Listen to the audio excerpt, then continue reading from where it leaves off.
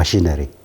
Now, the opinion amongst the leaders, elected leaders, that has been divided even when Baba was alive. Baba had not, he could say as 50% of him was for one side, the other 50% was for the other side. Now, in his absence, now that he died, the critical issue that will play itself out appears to be two things. One, who will continue to be responsible for the machinery, the party machinery, the party receiving money that is supposed to be received for political parties fund, and be able to carry out your activities and officially make decisions as ODM. The second one relates to what the Secretary General, Senator Sifuna, was talking about. What is the actual view of the ordinary supporter of ODM? Because it is one thing, and that must have explained why Baba was cautious about this.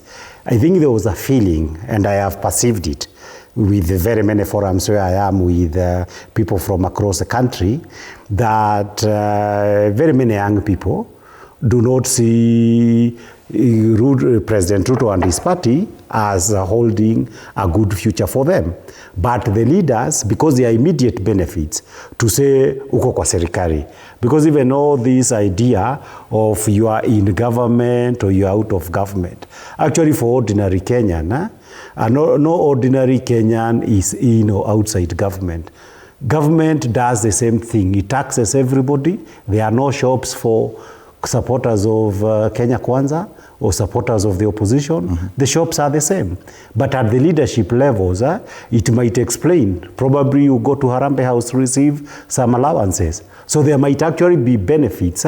But these are not people, even the entire Luo Nyanza. They'll never even hit 1 million.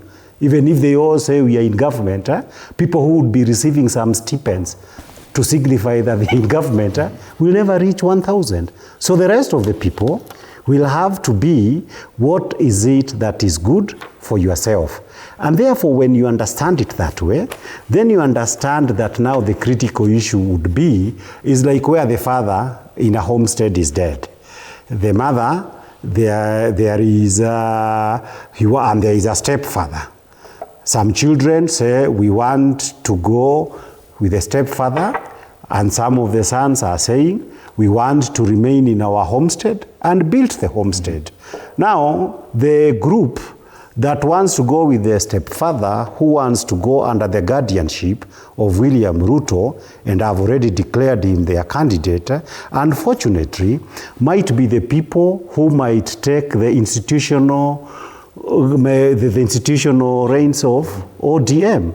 And if that happens, and this other group who says you want to rebuild afresh to remain in our homestead, it will mean that from a legal point of view, you may have to come up with a political view that expresses your desires and objectives going into the future. Mm-hmm. So the breakup of ODM, as long as now a stepfather says, this homestead is going to be mine, and not everybody thinks is legitimate, that is how the trouble will come in. Because the existence of ODM, at least for the next 22-3 months, will be crucial, not just for the president, but even for the workings of parliament.